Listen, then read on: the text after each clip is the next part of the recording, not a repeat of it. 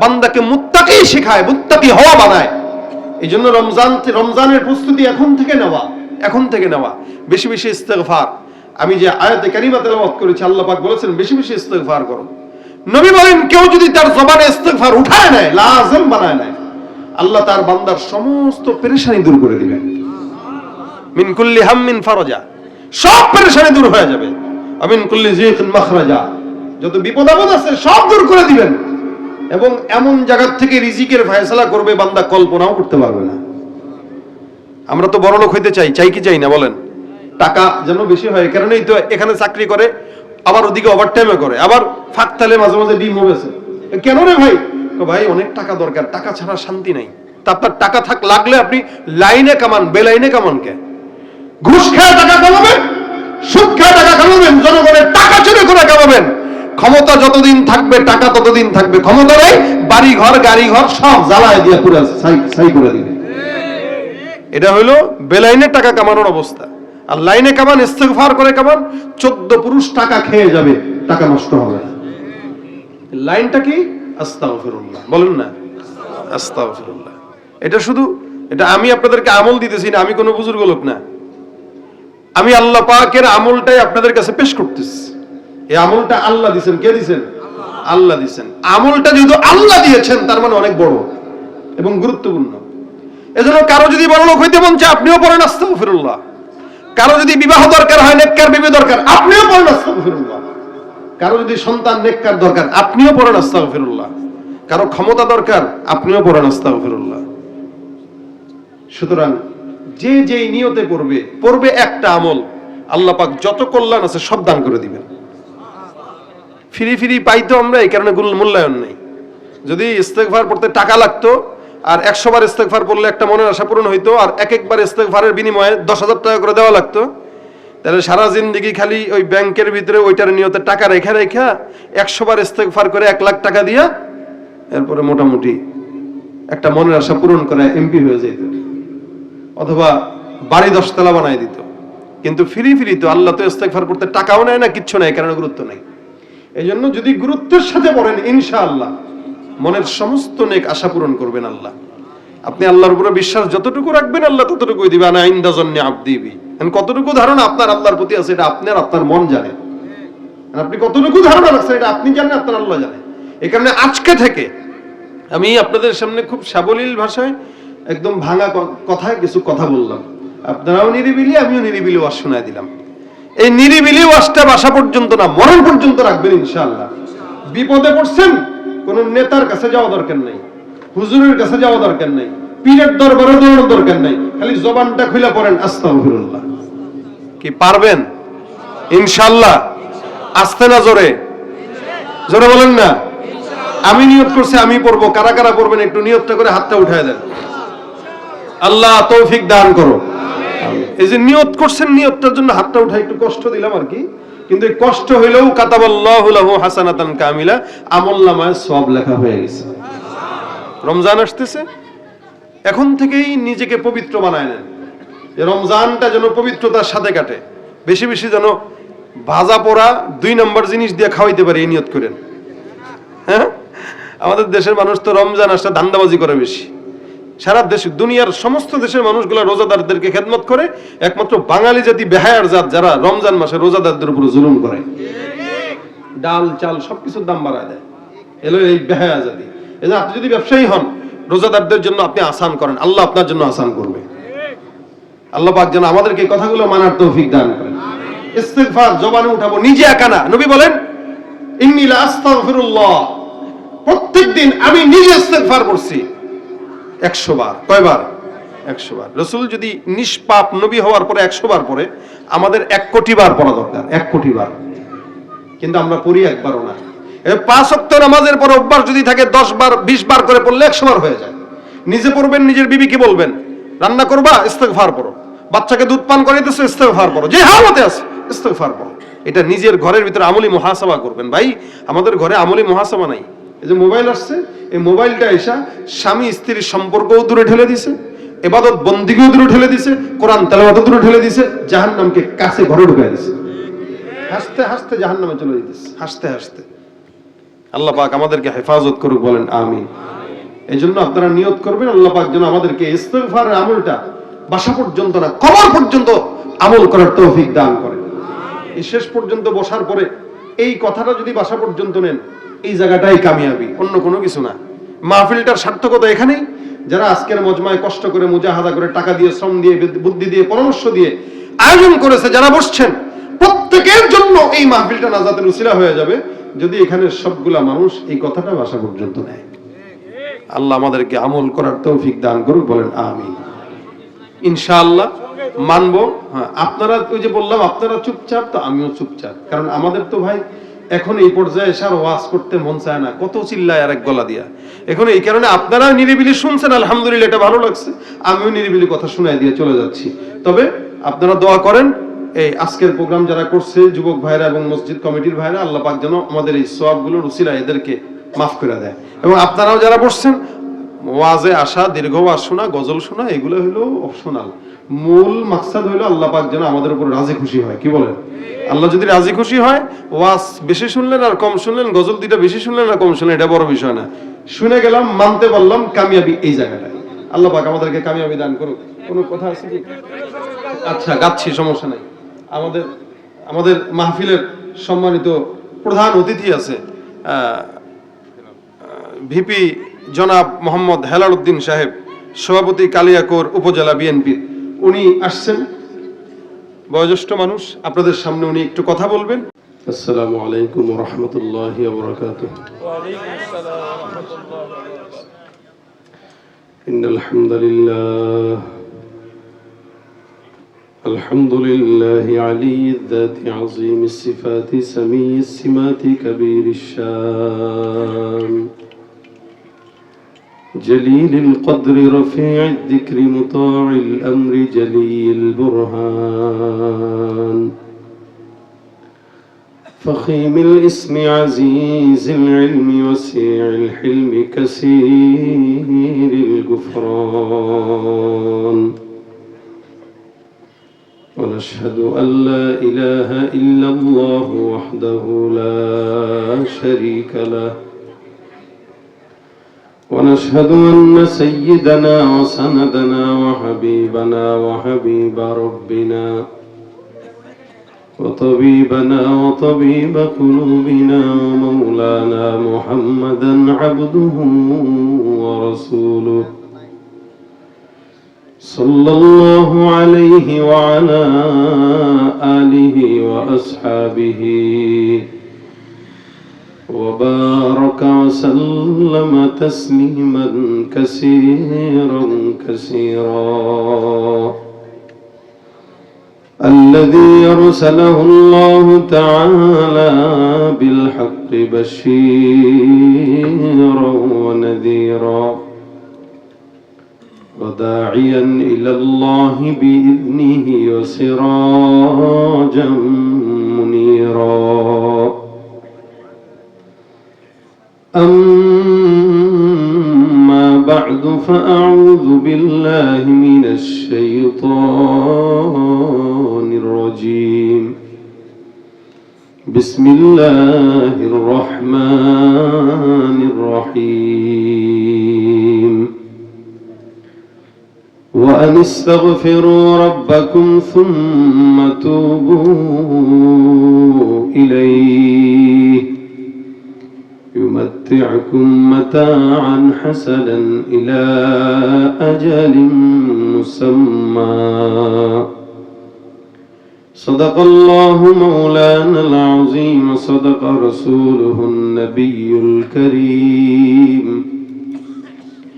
وقال النبي صلى الله عليه وسلم من لزم الاستغفار جعل الله له من كل هم فرجا ومن كل ضيق مخرجا ورزقه من حيث لا يحتسب أو كما قال عليه الصلاة والسلام সকলে জবান খুলে দুরূদ শরীফ পড়ি। আল্লাহুম্মা সাল্লি আলা মুহাম্মাদিন ওয়া আলা আলি মুহাম্মাদ কামা সাল্লাইতা আলা ইব্রাহিম ওয়া আলা আলি ইব্রাহিম ইন্নাকা হামিদুম মাজিদ। আল্লাহুম্মা বারিক আলা মুহাম্মাদিন ওয়া আলা আলি মুহাম্মাদ كما باركت على إبراهيم وعلى آل إبراهيم إنك حميد مجيد। জবান খুলে কালিমাতুশ শুকর আদায় করে আল্লাহ পাকের দরবারে জিকির করি, লা ইলাহা ইল্লাল্লাহ, লা ইলাহা ইল্লাল্লাহ। আওয়াজ দিয়ে লা ইলাহা ইল্লাল্লাহ, لا إله إلا الله، لا إله إلا الله، لا إله إلا الله، لا إله إلا الله، لا إله إلا الله، لا إله ইল্লাল্লাহু মুহাম্মাদুর রাসূলুল্লাহ সাল্লাল্লাহু আলাইহি ওয়াসাল্লাম। আলহামদুলিল্লাহ, নয়ানগর সাউদিয়া বাইতুল আমান জামে মসজিদের উদ্যোগে আয়োজিত 14তম বার্ষিক ওয়াজ মাহফিলের আজকের সম্মানিত সভাপতি, দিনপ্রিয় ইসলামপ্রিয় ভাইরা, আল্লাহ পাক রব্বুল আলামিনের দরবারে অসংখ্য শুকর ও সুজুদ যে রব্বে কারীম আজকের দিনী মজমায় হাজারো কাজ থেকে, ফিতনা থেকে হেফাজত করে জান্নাতের বাগানে বসার তৌফিক এনায়েত করেছেন। সকলে জবান খুলে বলি আলহামদুলিল্লাহ। আরো একটু শুকরিয়ার আদায় যেন শুকরিয়ার মতো হয়, বলেন আলহামদুলিল্লাহ। যতক্ষণ আমি আছি মুখতাসার সময় আলোচনা, এই মুখতাসার আলোচনায় যেন আল্লাহ পাক বারাকা দান করে, যা বলবো শুনবো আমলের নিয়তে বলার শোনার তৌফিক দান করেন। আপনারা ঘুমায়েন না, ঘুম আসছে? রাত অনেক হয়ে গেছে, ঘুমানোর কোনো সুযোগ নাই। এরপরেও বাসায় গেলে আরো 5 ঘন্টা ঘুমিয়ে পারবেন, 6 ঘন্টা, কারণ ফজরের জামাত 6টার পরেই হয়। সুতরাং যতক্ষণ আমি আছি স্বতঃস্ফূর্ততার সাথে থাকতে হবে, পারবেন? অনেক উলামা একরামরা আলোচনা করেছেন, আমরা সফিউল্লাহ বেলালী সাহেবও চমৎকার আলোচনা আপনাদেরকে শোনায় গেছেন। এর আগে অন্যান্য উলামা একরামরা আসছেন। এরপরে আর কোনো বয়ান থাকে না। এরপরে আমাদের দেশের নিজাম, প্রধান অতিথি আলোচনা করতেই হয়, তাই আমি আপনাদের সামনে বসলাম। এই যে কথাগুলো বলবো শুরুতেই নিয়ত, এগুলো ইনশাল্লাহ মানবো আমরা, একটু জোরে ইনশাআল্লাহ। আমরা মাহফিলে বসে আপনাদেরকে যে বলি যে জোরে বলেন, সুবহানাল্লাহ বলেন, আলহামদুলিল্লাহ বলেন, এটার কারণ আছে। কারণ আমরা সবসময় চায়ের দোকানে বসা থাকি অথবা বাজার ঘাটে থাকি, বন্ধু বান্ধবদের আড্ডায় থাকি। আমরা কোনো আড্ডাতে বসলে গীবত ছাড়া আমাদের জবানে ভালো কোনো কথা বেরোয় না। এই মাহফিলে আসার দ্বারা অন্তত সুবহানাল্লাহ, আলহামদুলিল্লাহ, আল্লাহু আকবার গুলো জবান দিয়ে বের হয়। নবী বলেন, কেউ যদি একবার সুবহানাল্লাহ বলে, ইন্না ফিল জান্নাতি লাশাজারা, আল্লাহ পাক তার জান্নাতে একটা গাছ লাগায় দেয়। জোরে বলেন আর একবার। যারা বলেছেন তাদের জান্নাতে গাছ লেগে গেছে, এখন আরেকটা লেগে গেছে, আবার লেগে গেছে। সুবহানাল্লাহ। যত বলবেন তত, বলেন না, যত বলবেন তত লাগবে। এখন আপনি বলবেন এত গাছ দিয়ে কি করবো? আপনি গণেন তো দুনিয়াতে কত হায়াত পাইছেন আর কতবার সুবহানাল্লাহ বলছেন? বলছেন? যতদিন হায়াত পাইছেন ততদিন সুবহানাল্লাহ বলেন নাই। কখন বলছেন? মাহফিলে আসার পরে হুজুরেরা একটু বলছেন, তখন বলছেন। তাই এত বিশাল বড় জান্নাতে এই 2-4টা গাছ কি হবে? এই এলাকার গাছ গুনতে পারবেন আপনারা? তাহলে এত বড় একটা এলাকা, তাও তো গাছ নাই, এখানে একটা, ওখানে একটা, এখানে একটা, ছড়ানো ছিটানো। এরপরেও যদি গণনা করতে হয় বলতে পারবেন না, এত গাছ। আর জান্নাত গোটা দুনিয়া, ছোট জান্নাতও যেটা 10টা দুনিয়ার সমান জান্নাত। এত বড় জান্নাতে কত কোটি কোটি গাছ দরকার। তার আমরা কতবার পড়ছি সুবহানাল্লাহ বলেন? আমরা তো জিকিরই করি না, বলে বলে করাইতে হয়, ফজিলত শুনে শুনে করাইতে হয়, না তো করি না। এই জন্য যতক্ষণ বসা থাকবেন ততক্ষণ আওয়াজ দিয়ে সুবহানাল্লাহ আলহামদুলিল্লাহ আল্লাহু আকবারের ধ্বনিগুলা দিবেন। পারবেন? আমি আপনাদেরকে প্রশ্ন করি, এখানে আমরা যারা বসা, আমি যদি একজন মানুষকে বলি ভাই একটু হাতটা তোলেন তো, যে লোকে কথা বলবেন যে আমি আমার এই বালেগ হওয়ার পর থেকে আজ পর্যন্ত কোনোদিন কোনো গুনাহ করি নাই, কেউ কি আছেন? হাত তুলবেন। কেউ নাই? এই গোটা এলাকায় আছে কেউ? ডানে আমার মুরব্বীরাও নাই? দেখেন, গোটা বাংলাদেশ কেন গোটা বিশ্বেও কাউকে পাওয়া যাবে যে লোকে কথা বলবে যে আমার গুনাহ নাই। তবে ওই পাশেই আপনাদের জেলা আছে টাঙ্গাইল, এই টাঙ্গাইলে একটা বুজুর্গ আছে, বুজুর্গ না বেজিরগু? বেজিরগু। সেই কথা বলে যে আমি আল্লাহর কাছে মাফও চাই না, কারণ আমার গুনাই নাই। জোরে বলেন না। এই কথা যে বলে শয়তান দেখে আর আল্লাহ, ভাবছিলাম তো আমি বড় শয়তান, এখন আমার চেয়েও পীর আছে।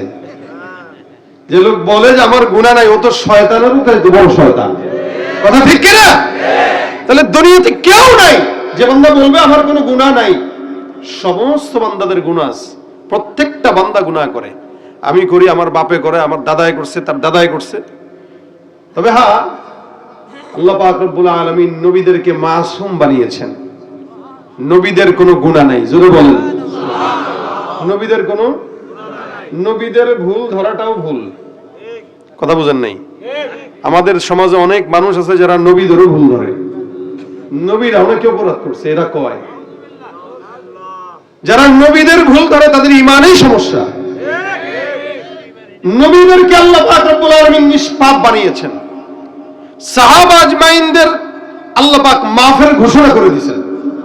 তার মানে তাদের ভুলের কথাও বলা যাবে না, তাদেরকে মাফ করে দিয়েছেন আল্লাহ। আল্লাহ কোরআনে বলেন রাদিয়াল্লাহু আনহুম ওয়া রাদু আন, সাহাবারাও আল্লাহর উপরে সন্তুষ্ট, আল্লাহও তাদের উপরে কি সন্তুষ্ট। আচ্ছা, আমরা কি আল্লাহর উপরে খুশি? খুশি। বুঝে বলেন খুশি। আসলে আমার তো মনে হয় না আমরা আল্লাহর উপরে খুশি। আমরা ইসলাম পেয়ে খুশি? খুশি। বুঝে নাই, এই কারণে বলতেছে খুশি। আবেগে বলতেছি খুশি। ইসলাম পেয়ে যদি কেউ খুশি হয়, সে কি দাড়ি কাটবে? না। এখন বলেন আপনি ইসলাম পেয়ে কেমনে খুশি হইলাম? তখন আমি দাড়ি কাটলাম মানে কি? আল্লাহ এটা ভালো লাগলো না, কেটে দিলাম। আল্লাহ কয় ইসলামের জন্য এটা জরুরি, এখন আমার ভালো লাগলো না, তার মানে সেই ইসলাম পেয়ে খুশি না, সেই ইহুদি নাসারাদেরটা খুশি। কথা কি বুঝাইতে পারছি আপনাদেরকে? আল্লাহর উপরে আমরা সন্তুষ্ট না, এই কারণে ব্যবসায় যদি একদিন একটু কম বেশ হয়, আল্লাহ খালি আমারই দেখলো, একটা গালি দিয়ে দিবে। আল্লাহ খালি আমার উপরে বিপদ দিল, আল্লাহ খালি আমারই বুঝলো, আমারই দেখলো। এই যে আল্লাহ পাকের উপরে কি করে প্রশ্ন তুলে দেয়, তার মানে সে আল্লাহর উপরে খুশি না। খুশি হইলে বিপদে পড়লেও বলতো আলহামদুলিল্লাহ, আবার নিয়ামত পাইলেও বলতো আলহামদুলিল্লাহ। কি বলেন? কথা ঠিক না? ইমানদার আল্লাহ পাক খুশিতে রাখলেও খুশি, বেজারে রাখলেও কি? এটাই তো ইমানদারের কাজ। সাহাবাটা এটা ছিল বলেই তো রাদিয়াল্লাহু আনহু ওয়া রাদু আন। সাহাবা আজমাইন বিপদে পড়লেও আলহামদুলিল্লাহ, মুসিবতে পড়লেও আলহামদুলিল্লাহ, আবার শুকরিয়া করলেও আলহামদুলিল্লাহ। কারণ নিয়ামত দেয় কে? মুসিবত দেয় কে? নিয়ামতও আল্লাহর, মুসিবতও আল্লাহর।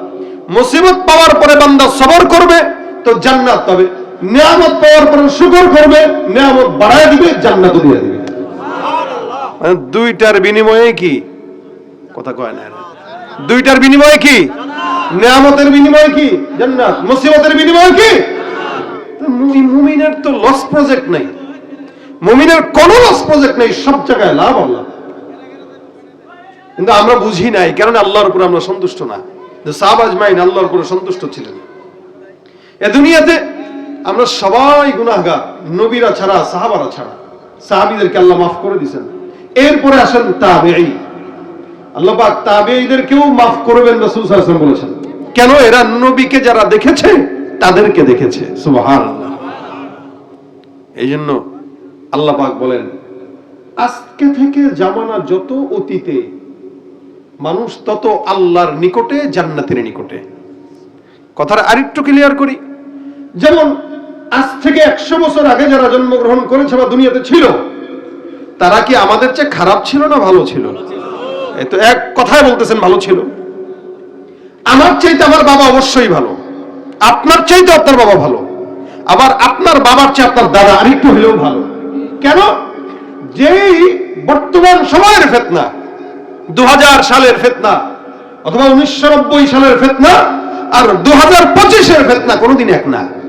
2000 সালে অথবা 1990 সালে বা 70 সালে আমাদের বাবা দাদা যে গুনাহ কল্পনাও করে নাই, ওই গুনাহ আমাদের বাচ্চারা করতেছে। তাহলে ফিতনা বাড়ছে না কমছে? আল্লাহ বলেন ওয়াস-সাবিকুনাস সাবিকুন উলাইকাল মুকাররাবুন ফি জান্নাতিন নাঈম সুল্লাতুম মিনাল আউয়ালিন ওয়া কলিলুম মিনাল আখিরিন। জামানা যত অতীতে যায় মানুষ তত আল্লাহর নিকটে। আমাদের সমাজে কিছু মানুষরা আছে যারা নাকি আল্লাহওয়ালা বুজুর্গদেরকে গালি দেয়, আকাবিরদেরকে গালি দেয়, আসলাফদেরকে গালি দেয়। ইমানদার আল্লাহওয়ালা বুজুর্গ যারা অতিবাহিত হয়ে গেছে তাদেরকেও গালি দেয়। কিন্তু মনে রাখবেন আল্লাহ পাক বলেন অতীতে যারাই চলে গেছে তারা আল্লাহর নিকটে ছিল, জান্নাতের নিকটে ছিল। নবী করিম সাল্লাল্লাহু আলাইহি ওয়াসাল্লাম বিদায় হয়ে গেছে 1450 বছর। 1450 বছর যে নবী বিদায় হলেন, যেই ব্যক্তিটা নবীর থেকে 100 বছরের দূরত্বে জন্মগ্রহণ করেছে, অথবা যেই ব্যক্তিটা নবীর থেকে 1000 বছর থেকে দূরত্ব জন্মগ্রহণ করলো, আজকের থেকে যেই ব্যক্তিটা 100 বছর আগে জন্মগ্রহণ করলো, আমাদের চাইতে 100 বছর হলো সে আমার নবীর নিকটে। আবার যেই ব্যক্তিটা 1000 বছর আগে জন্মগ্রহণ করলো, ওই ব্যক্তিটা আমাদের চেয়ে 1000 বছর নবীর নিকটে। অর্থাৎ যে ব্যক্তি আমার নবীর যত নিকটে, ওই ব্যক্তি আল্লাহর জান্নাতের নিকটে। যে ব্যক্তি আমাদের থেকে নবীর থেকে যত দূরে, ওই ব্যক্তি আল্লাহর জান্নাত থেকে তত দূরে। গতকালের জন্মগ্রহণ করা সন্তান আগামীকালের জন্মগ্রহণ করা সন্তান থেকে একদিন হলেও পয়গম্বরের নিকটে। কেন? সে 2 দিন আগে জন্মগ্রহণ করছে আর আমি 2 দিন পরে আসছি। সিনিয়র জুনিয়র ব্যাপার আছে না? আমরা তো স্কুল কলেজে যারা পড়ি, মাদ্রাসায় পড়ি, যে ব্যক্তিটা 1 বছর আগে ফারেগ হয়েছে আর যে 1 বছর পরে ফারেগ হয়েছে, সে আর তার সাথে 1 বছরের সিনিয়র জুনিয়র সময়, তুই কিন্তু আমার ছোট ভাই। কেন? তুই আমার পরে, আমি তোর 1 বছর আগে। তাহলে যেই ব্যক্তিটা নবীর জন্মগ্রহণ করার পরে নবীর থেকে 100 বছর দূরে মাত্র, সে আমাদের চেয়ে 1300 বছর আগে দুনিয়াতে আসছে। তার মানে সে নবীর নিকটে না দূরে? বান্দাকে মুত্তাকি শেখায়, মুত্তাকি হওয়া বানায়। এই জন্য রমজানের প্রস্তুতি এখন থেকে নেওয়া। বেশি বেশি ইস্তেগফার। আমি যে আয়াতে কারিমা তেলাওয়াত করেছি, আল্লাহ পাক বলেছেন বেশি বেশি ইস্তেগফার করো। নবী বলেন কেউ যদি তার জবানে ইস্তেগফার উঠায় নেয়, লাজিম বানায় নেয়, আল্লাহ তার বান্দার সমস্ত পেরেশানি দূর করে দিবেন। মিন কুল্লি হাম্মিন ফারাজা, সব পেরেশানি দূর হয়ে যাবে। আমিন কুল্লি যিকিন মাখরাজা, যত বিপদ আপদ আছে সব দূর করে দিবেন। এবং এমন জায়গা থেকে রিজিকের ফয়সালা করবে বান্দা কল্পনাও করতে পারবে না। আমরা তো বড়লোক হইতে চাই কি চাই না বলেন? টাকা যেন বেশি হয়, কারণেই তো এখানে চাকরি করে, আবার ওদিকে ওভারটাইমও করে, আবার ফাঁকতালে মাঝে মাঝে ডিম হয়েছে। কেন রে ভাই? ভাই অনেক টাকা দরকার, টাকা ছাড়া শান্তি নাই। তা আপনার টাকা লাগলে আপনি লাইনে কামান, বেলাইনে কামান কে? ঘুষ খেয়ে টাকা কামাবেন, সুদ খেয়ে টাকা কামাবেন, জনগণের টাকা চুরি করে কামাবেন। ক্ষমতা যতদিন থাকবে টাকা ততদিন থাকবে, ক্ষমতা নেই বাড়ি ঘর গাড়ি ঘর সব জ্বালায় দিয়ে পুরো ছাই করে দিবে। এটা হলো বেলাইনে টাকা কামানোর অবস্থা। আর লাইনে কামান, ইস্তেগফার করে কামান, 14 পুরুষ টাকা খেয়ে যাবে, টাকা নষ্ট হবে না। লাইনটা কি? আস্তাগফিরুল্লাহ বলেন না, আস্তাগফিরুল্লাহ। এটা আমি আপনাদেরকে আমল দিতেছি না, আমি কোনো বুজুর্গ লোক না। আমি আল্লাহ পাকের আমলটাই আপনাদের কাছে পেশ করতেছি। এই আমলটা আল্লাহ দিয়েছেন। কে দিয়েছেন? আল্লাহ দিয়েছেন। আমলটা যেহেতু আল্লাহ দিয়েছেন, তার মানে অনেক বড় এবং গুরুত্বপূর্ণ। এজন্য কারো যদি বড় লোক হইতে মন চায়, আপনিও পড়েন আস্তাগফিরুল্লাহ। কারো যদি বিবাহ দরকার হয়, নেককার বিবি দরকার, আপনিও পড়েন আস্তাগফিরুল্লাহ। কারো যদি সন্তান নেককার দরকার, আপনিও পড়েন আস্তাগফিরুল্লাহ। কারো ক্ষমতা দরকার, আপনিও পড়েন আস্তাগফিরুল্লাহ। সুতরাং যে যেই নিয়তে পড়বে একটা আমল, আল্লাহ পাক যত কল্যাণ আছে সব দান করে দিবেন। ফ্রি পাইতো আমরা, এই কারণে মূল্যায়ন নেই। যদি ইস্তেগফার পড়তে টাকা লাগতো, আর 100 বার ইস্তেগফার পড়লে একটা মনের আশা পূরণ হইতো, আর এক একবার ইস্তেগফারের বিনিময়ে 10,000 টাকা করে দেওয়া লাগতো, তাহলে সারা জিন্দেগি খালি ওই ব্যাংকের ভিতরে ওইটার নিয়তে টাকা রেখা 100 বার ইস্তেগফার করে 1 লাখ টাকা দিয়া এরপরে মোটামুটি একটা মনের আশা পূরণ করে এমপি হয়ে যেত, অথবা বাড়ি 10 তলা বানায় দিত। কিন্তু ফ্রি তো আল্লাহ তো ইস্তেগফার করতে টাকাও নেয় না, কিচ্ছু নাই, কারণ গুরুত্ব নাই। এই জন্য যদি গুরুত্বের সাথে পড়েন, ইনশাআল্লাহ মনের সমস্ত নেক আশা পূরণ করবেন আল্লাহ। আপনি আল্লাহর উপরে বিশ্বাস যতটুকু রাখবেন, আল্লাহ ততটুকুই দিবেন। আনা ইনদা জন্নি আবদি বি, কতটুকু ধারণা আপনার আল্লাহর প্রতি আছে এটা আপনার মন জানে। আপনি কতটুকু ধারণা রাখছেন এটা আপনি জানেন, আপনার আল্লাহ জানে। এই কারণে আজকে থেকে আমি আপনাদের সামনে খুব সাবলীল ভাষায় একদম ভাঙা কথায় কিছু কথা বললাম, আপনারাও নিরিবিলি, আমিও নিরিবিলি ওয়াজ শোনায় দিলাম। এই নিরিবিলি ওয়াজটা বাসা পর্যন্ত না, মরণ পর্যন্ত রাখবেন ইনশাআল্লাহ। বিপদে পড়ছেন, কোন নেতার কাছে যাওয়া দরকার নাই, হুজুরের কাছে যাওয়া দরকার নাই, পীরের দরবারে দৌড়ানোর দরকার নাই, খালি জবানটা খুলে পড়েন আস্তাগফিরুল্লাহ। কি পারবেন? ইনশাআল্লাহ। আস্তে না জোরে? জোরে বলেন না। আমি নিয়ত করছি আমি পড়বো, কারা কারা পড়বেন একটু নিয়তটা করে হাতটা উঠায় দেন। আল্লাহ তৌফিক দান করো। এই যে নিয়ত করছেন, নিয়তটার জন্য হাতটা উঠায় একটু কষ্ট দিলাম আর কি, কিন্তু এই কষ্ট হইলেও কাতাবাল্লাহু লাহু হাসানাতান কামিলা, আমলনামায় সওয়াব লেখা হয়ে গেছে। রমজান আসতেছে, এখন থেকেই নিজেকে পবিত্র বানায় নেন, রমজানটা যেন পবিত্রতার সাথে কাটে। বেশি বেশি যেন ভাজা পোড়া 2 নম্বর জিনিস দিয়ে খাওয়াইতে পারে, এই নিয়ত করেন। হ্যাঁ, আমাদের দেশের মানুষ তো রমজান আসলে ধান্দাবাজি করে বেশি। সারা দেশ, দুনিয়ার সমস্ত দেশের মানুষগুলা রোজাদারদেরকে খেদমত করে, একমাত্র বাঙালি জাতি বেহায়ার জাত যারা রমজান মাসে রোজাদারদের উপর জুলুম করে, ডাল চাল সবকিছুর দাম বাড়ায় দেয়। এলো এই বেহায়া জাতি। এই যে আপনি যদি ব্যবসায়ী হন, রোজাদারদের জন্য আপনি আসান করেন, আল্লাহ আপনার জন্য আসান করবে। আল্লাহ পাক যেন আমাদেরকে এই কথাগুলো মানার তৌফিক দান করেন। ইস্তিগফার জবানে উঠাবো, নিজে একা না। নবী বলেন ইন্নী লা আস্তাগফিরুল্লাহ, প্রত্যেকদিন আমি নিজে ইস্তিগফার করছি 100 বার। কয়বার? 100 বার। রাসূল যদি নিষ্পাপ নবী হওয়ার পরে 100 বার পড়ে, আমাদের 1 কোটি বার পড়া দরকার, 1 কোটি বার। কিন্তু আমরা পড়ি একবারও না। 5 ওয়াক্ত নামাজের পর অভ্যাস যদি থাকে 10 বার 20 বার করে পড়লে 100 বার হয়ে যায়।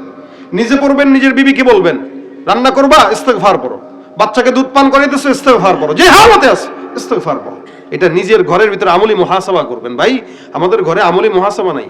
এই যে মোবাইল আসছে, এই মোবাইলটা এসা স্বামী স্ত্রীর সম্পর্কও দূরে ঠেলে দিছে, ইবাদত বন্দেগীও দূরে ঠেলে দিছে, কোরআন তেলাওয়াতও দূরে ঠেলে দিছে, জাহান্নামকে কাছে ঘরে ঢুকায় দিছে। হাসতে হাসতে জাহান্নামে চলে যেতেছে, হাসতে হাসতে। আল্লাহ পাক আমাদেরকে হেফাজত করুক, বলেন আমিন। এই জন্য আপনারা নিয়ত করবেন, আল্লাহ পাক যেন আমাদেরকে ইস্তিগফারের আমলটা বাসা পর্যন্ত না, কবর পর্যন্ত আমল করার তৌফিক দান করেন। এই শেষ পর্যন্ত বসার পরে এই কথাটা যদি বাসা পর্যন্ত নেন, এই জায়গাটাই কামিয়াবি, অন্য কোনো কিছু না। মাহফিলটার সার্থকতা এখানেই। যারা আজকের মজমায় কষ্ট করে মুজাহাদা করে টাকা দিয়ে, শ্রম দিয়ে, বুদ্ধি দিয়ে, পরামর্শ দিয়ে আয়োজন করেছে, যারা বসছেন, প্রত্যেকের জন্য এই মাহফিলটা নাজাতের উসিলা হয়ে যাবে যদি এখানে সবগুলা মানুষ এই কথাটা বাসা পর্যন্ত নেয়। আল্লাহ আমাদেরকে আমল করার তৌফিক দান করুক, বলেন আমিন। ইনশাআল্লাহ মানবো। হ্যাঁ, আপনারা ওই যে বললাম আপনারা চুপচাপ, তো আমিও চুপচাপ, কারণ আমাদের তো ভাই এখন এই পর্যায়ে এসে আর ওয়াজ করতে মন চায় না, কত চিল্লায় আর এক গলা দিয়া। এখন এই কারণে আপনারা নিরিবিলি শুনছেন, আলহামদুলিল্লাহ, এটা ভালো লাগছে। আমিও নিরিবিলি কথা শোনায় দিয়ে চলে যাচ্ছি। তবে আপনারা দোয়া করেন, এই আজকের প্রোগ্রাম যারা করছে, যুবক ভাইরা এবং মসজিদ কমিটির ভাইরা, আল্লাহ পাক যেন আমাদের এই সওয়াবগুলোর উসিলা এদেরকে মাফ করে দেয়। এবং আপনারাও যারা বসছেন, ওয়াজে আসা, দীর্ঘ ওয়াজ শোনা, গজল শোনা, এগুলো হলো অপশনাল। মূল মাকসাদ হলো আল্লাহ পাক যেন আমাদের উপর রাজি খুশি হয়। কি বলেন? আল্লাহ যদি রাজি খুশি হয়, ওয়াজ বেশি শুনলেন আর কম শুনলেন, গজল দুইটা বেশি শুনলেন আর কম শুনলেন, এটা বড় বিষয় না। শুনে গেলাম, মানতে পারলাম, কামিয়াবি এই জায়গাটায়। আল্লাহ পাক আমাদেরকে কামিয়াবি দান করুক। কোনো কথা আছে কি? আচ্ছা, গাচ্ছি, সমস্যা নাই। আমাদের মাহফিলের সম্মানিত প্রধান অতিথি আছে, ভিপি জনাব মোহাম্মদ হেলাল উদ্দিন সাহেব, সভাপতি কালিয়াকৈর উপজেলা বিএনপির। উনি আসছেন, বয়োজ্যেষ্ঠ মানুষ, আপনাদের সামনে উনি একটু কথা বলবেন। এমনই ভাবে প্রত্যেকটা মানুষ যে যত বেশি নবীর নিকটে, তত বেশি আল্লাহর জান্নাতের নিকটে। সুবহানাল্লাহ। ভাইরা আমার, এই কারণে আল্লাহ পাক রব্বুল আলামিনের হাবিব বলেন, এই জন্য যারা নিকটে তারা জান্নাতি। আল্লাহ পাক বলেন, যারা নিকটে তারা আল্লাহর নিকটবর্তী, জান্নাতের নিকটবর্তী।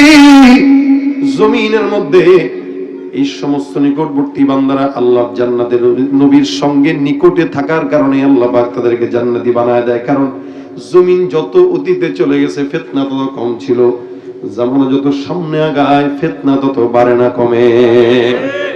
আবার আগামী 5 বছর পর 10 বছর পর ফিতনা আরো বাড়বে না কমবে? অনেক বাড়বে। যত সামনে জামানা আসবে ততই ফিতনা বাড়বে। এ মুসলমান নবীর উম্মত, এই ফিতনার মধ্যে আল্লাহ পাক রব্বুল আলামিন বান্দাকে ডাক দেয়া কয়, যদি গুনাহ হয়েই যায়, আমারও গুনাহ হয় আপনাদেরও গুনাহ হয়, এমন কোন বান্দা নাই যে বান্দার গুনাহ হয় না। আমার আল্লাহ পাক রব্বুল আলামিন বলেন, গুনাহ যদি হয়ে যায় বান্দা কাজ করবা দুইটা।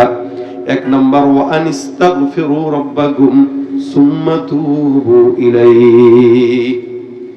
খুব মনোযোগের সঙ্গে শুনেন, আল্লাহ পাক বলেন এক নম্বরে বান্দা ইস্তিগফার করবা, 2 নম্বরে তাওবা। কোন বান্দা যদি 1 নম্বরে ইস্তিগফার আদায় করে আর 2 নম্বরে তাওবা করে, আমার আল্লাহ পাক রব্বুল আলামিন বলেন ওই বান্দাকে আমি আল্লাহ পাক কি নিয়ামত দিব শুনেন।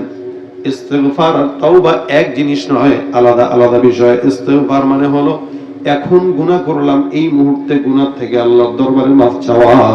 আর তাওবা হলো যে গুনাহ করলাম আর জিন্দেগিতে গুনাহ করব না, এই মর্মে আল্লাহর দরবারে ওয়াদাবদ্ধ হওয়া।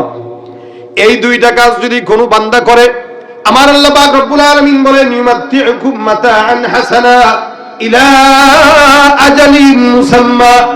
আল্লাহ ডাক দেয়া কয়, হে বান্দা, কেউ যদি ইস্তিগফার আর তাওবা করে, আমি আল্লাহ পাক রব্বুল আলামিন ঘোষণা করলাম ওই বান্দার জন্য মরণ পর্যন্ত বান্দার যত কল্যাণ দরকার সমস্ত কল্যাণ আমি আল্লাহ বান্দাকে মরণ পর্যন্ত লিপিবদ্ধ করে দিব। সুবহানাল্লাহ।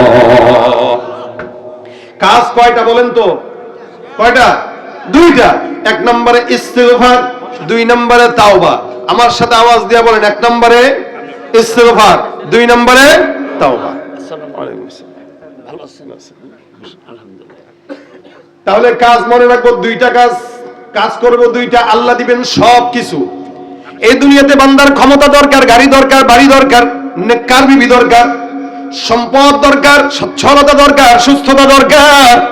আমার আল্লাহ ডাক দেয়া কয় যত কিছু দরকার সমস্ত কিছু আমি আল্লাহ পাক বান্দাকে মরণ পর্যন্ত দান করব। এই কারণে আল্লাহ পাক বলেন ইউমাত্তিউকুম মাতাআন হাসানান ইলা আজালিম মুসাম্মা। গুনাহ তো সব বান্দার হয়, তবে ইস্তিগফার করে কয়জন? আর গুনাহ বান্দার হাত, কান, নাক, চোখ, মুখ যা অঙ্গ প্রত্যঙ্গ আছে প্রত্যেকটা অঙ্গ প্রত্যঙ্গের গুনাহ আছে আলাদা আলাদা। প্রত্যেকটা অঙ্গ প্রত্যঙ্গকে আল্লাহ পাক কিয়ামতের ময়দানে আলাদা আলাদা জিজ্ঞাসা করবেন। আল ইয়াউমা নাখতিমু আলা আফওয়াহিহিম ওয়া তুকাল্লিমুনা আইদিহিম ওয়া তাশহাদু আরজুলুহুম বিমা কানু ইয়াকসিবুন। আল্লাহ পাক জবানকে মোহর মেরে দিবেন, কথা বলবে না। তো কি কথা বলবে? হাত দিয়ে চুরি করছিস, হাত দিয়ে ঘুষের টাকা নিছো, সুদের টাকা নিছো, আল্লাহ কে হাত তুই বল, ওর মুখ বলতে পারবে না। তো বান্দার হাত আল্লাহকে বলবে, আল্লাহ ঘুষের টাকা খাইছিল আমারে দিয়া, সুন্নাত মনে করে খাইছে। কোনে কোনে আপনারা সংবাদে দেখেন নাই, এক শয়তান ঘুষের টাকা খায় আর কয় ভাই করে নেন সুন্নাত। এই হাত বলবে আল্লাহ টাকা খাইছে হারাম, কিন্তু গুনাহ গুনাহ সুন্নাত মনে করে খাইছে। পাও বলবে আল্লাহ আমারে দিয়া অকাম করার জন্য এদিক সেদিক দৌড়াইছে। কি করবেন আপনি? জবান তো বন্ধ। জবান দিয়েই না দুনিয়াতে চাপাবাজি করা গেছে। জবান দিয়ে দুনিয়াতে চাপাবাজি করে শুয়েছেন আমাদেরকে। আমরা তাহাজ্জুদ পড়ি 80 রাকাত, কিন্তু যেদিন আল্লাহ আর হাত আর পায়ের জবান খুলে দিবে সেদিন তো হাত পা বলবে আল্লাহ একটা সেজদাও দেয় নাই, খালি জনগণের টাকা মাস। সেদিন কি করবেন? ওই দিন আসার আগে আল্লাহ পাক বান্দাকে সতর্ক করছেন। কাজ 2টা। আল্লাহ পাকের দয়া আছে দিলে, যার কারণে এত গুনাহ করার পরেও আমাদেরকে আল্লাহ পাক সুযোগ দিয়ে রাখেন বারবার। হারাম কাজ 1000 বার করলেও আল্লাহকে আমি ছাড় দেই, দেখি বান্দা কতটুকু যায়। 1000 গুনাহ, 1000 অন্যায় আল্লাহ পাক ছেড়ে দিয়ে রাখেন, দেখি বান্দা মাফ চায় কিনা। রাসূল সাল্লাল্লাহু আলাইহি ওয়াসাল্লাম হাদিসে ঘটনা বর্ণনা করে শোনায়, বনি ইসরাইলের জামানার একজন আল্লাহর বান্দা অনেক বড় সন্ত্রাস, খুন করছে, একটা নয়, 2টা নয়, 99টা খুন। আল্লাহর নবী ডাক দেয়া কয় 99টা খুন করার পর বান্দার মাথার মধ্যে আসলো আল্লাহর কাছে ক্ষমা চাওয়া দরকার। কি করব? আল্লাহ পাক রব্বুল আলামিনের এই বান্দা একজন আবেদের কাছে যায় ডাক দেয়া বলে, হুজুর আমার অন্যায় হয়ে গেছে, 99টা খুন করলাম, এতগুলা খুন করার পর আল্লাহ পাক রব্বুল আলামিনের কাছে যদি মাফ চাই, মালিক মাফ করবে কিনা? আল্লাহর ওই বান্দা ডাক দেয়া কয়, এই বেঈমানের বাচ্চা, 99টা খুন করে তুমি আমার কাছে আসছো মাফ চাওয়ার জন্য, এত সোজা নাকি? বেটা 24 ঘন্টা আল্লাহর ইবাদত করি, জিকির আজকার করি, তেলাওয়াত করি, নামাজ কালাম পড়ি, রোজা রাখি, আল্লাহর সব হুকুমগুলো মানার পরও তো আমিও আল্লাহর কাছে মাফ আশা করতে পারি না। আল্লাহ নাকি হয়তো আমাকে কোনো গুনাহের কারণে জাহান্নামে দিয়ে দিবেন। আর তোমার মতো একজন 99টা খুনের আসামি তুমি আসছো, আল্লাহ পাক তোমারে মাফ করবে মনে করছো? না না, এত সহজ নয়। 99টা খুন যদি করে থাকো, 99টা খুনের জাহান্নামের আযাবে যায়, তারপরে আল্লাহ তোমারে মাফ করবে। বান্দার মেজাজটা একটু গরম হয়ে গেছে, আরে বলে কি, এতগুলা খুন করলাম, মাফ তো চাওয়ার ইচ্ছা করলাম, আল্লাহ যদি মাফ না করে তাহলে ভালো হওয়া দরকার কি? বান্দার মেজাজ খারাপ হয়ে গেছে, চিন্তা করে, হুজুর ভাবছিলাম ভালো হয়ে যাব, মাওলা মনে হয় মাফ করবে, আপনি বলতেছেন আল্লাহ মনে হয় মাফ করবে না, তাহলে আর ভালো হওয়া দরকার কি? পকেটের ভিতরে চাকু ছিল, চাকুটা বের করে হুজুরের পেটের ভিতরে ঢুকাই দিয়ে এটারও হত্যা করে ফেলছে। আগে ছিল 99টা হত্যা, এখন হইল 100টা। এবার আল্লাহর কাছে ডাক দিয়া বলে, মালিক এতগুলো খুন করার পর তাওবার জন্য আসছিলাম, গুনাহ তো মাফ হয় নাই, আবার গুনাহটা বাড়া গেলাম, কি করব? আল্লাহ যেতে যেতে যেতে যেতে বান্দা একজন আলেমের কাছে গেল, আলেমকে ডাক দিয়া বলে, হুজুর আমি আমার জিন্দেগিতে এমন কোন গুনাহ নাই যে গুনাহটা আমি করি নাই। সর্বশেষ 99টা খুন করার পর একজন আল্লাহর বান্দার কাছে গিয়েছিলাম মাফ পাওয়ার জন্য। ওই বান্দা ডাক দিয়া কয়, আমি নাকি মাফ পাবো না, মেজাজ গরম হয়ে যাওয়ার কারণে তাকেও হত্যা করে ফেললাম। আপনার কাছে আসলাম, আপনি বলেন আল্লাহ পাক রব্বুল আলামিন যেন আমাকে মাফ করে দেয়, এমন কোন তওবার কথা যদি থাকে আপনি আমারে শুনান। আল্লাহর বান্দা ডাক দিয়া কয়, কয়টা খুন করছো? বলে 100টা। কয় তোমার 100টা খুনের গুনাহ যেখানে শেষ, আমার মাওলার দয়া মাত্র আসমান থেকে সেখান থেকেই শুরু হয়ে যাবে। মাত্র খুন করলা তুমি 100টা। এ মুসলমান জানেন, আবু হুরায়রা রাদিয়াল্লাহু তাআলা আনহু থেকে বর্ণিত, নবী করিম সাল্লাল্লাহু আলাইহি ওয়াসাল্লাম বলেন, একটা মহব্বত, প্রেম, ভালোবাসা, রহমত আমার আল্লাহ পাক রব্বুল আলামিন যখন বানায়, এটাকে 100 ভাগে ভাগ করা হয়। গোটা দুনিয়ার জমিনে আল্লাহ পাক 100 ভাগের 1 ভাগ মহব্বতটা ছড়ায় দিয়ে রাখে। ইনসানের ভিতরেও 1 ভাগ, জিন্নাতের ভিতরেও 1 ভাগ, মাখলুকাতের মধ্যেও 1 ভাগ, গোটা দুনিয়ার জমিনে 1 ভাগ ছড়ায়া মায়ের প্রতি সন্তানের যদি এত ভালোবাসা হয়, সন্তানের প্রতি মা বাবার যদি এত প্রেম মহব্বত হয়, আমার আল্লাহ নবী ডাক দিয়া কয়, বান্দা 99 ভাগ মহব্বত কেবলমাত্র আমার আল্লাহ শুধুমাত্র বান্দাকে ক্ষমা করার জন্য আল্লাহর কাছে রেখে দিয়েছেন। ক্ষমা করবেন কে? আল্লাহ। আমরা মানুষকে ক্ষমা করতে পারি না, কিন্তু আল্লাহ বান্দারে ক্ষমা করেন নির্দ্বিধায়। নবী করিম সাল্লাল্লাহু আলাইহি ওয়াসাল্লাম আল্লাহ বলেন, হে নবী, কিয়ামতের ময়দানে আপনার সব গুনাহগার বান্দাদেরকে একের পর এক চোখ বন্ধ করে সুপারিশ করেন, কোনো টেনশন নাই, লা উবালি, আমি কারো পরোয়া করি না আমার গুনাহগার বান্দাকে ক্ষমা করার জন্য। আপনি সুপারিশ করতে করতে ক্লান্ত হবেন, আমি আল্লাহ মাফ করতে করতে ক্লান্ত হব না। সুবহানাল্লাহ। ক্ষমা করেন কে?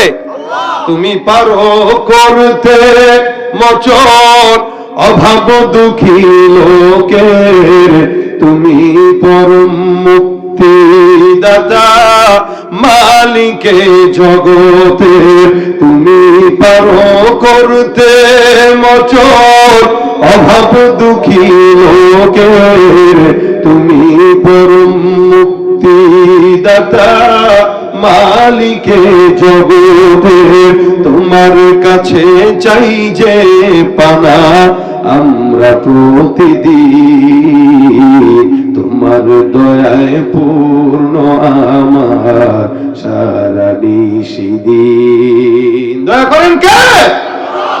তা আমাদেরকে ক্ষমা করবে না? কথা কয় না, করবে কি? আশা রাখেননি আপনারা? ইনশাআল্লাহ। নবী বলেন, আমার উম্মত হওয়ার কারণে আখেরি উম্মতদেরকে সব নবীর উম্মতের আগে জান্নাতে দিয়ে দিবেন ইনশাআল্লাহ। সবাই পিছনে দাঁড়ায় থাকবে, আমরা জান্নাতে যাই ঢুকা খেলাধুলা শুরু করবো ইনশাআল্লাহ। নেবে না, আমাদেরকে নেবে না, কাকে নেবে? আল্লাহ পাক আমাদের জন্যই জান্নাত বানাইছেন। জান্নাতটা ওয়াইদাত লিল মুত্তাকিন, আমাদের জন্য বানাইছেন। হ্যাঁ, এখন আপনি বলুন, হুজুর গুনাহ যে করছি, ভাই আপনার গুনাহ কতটুকু? সমুদ্রের ফেনা?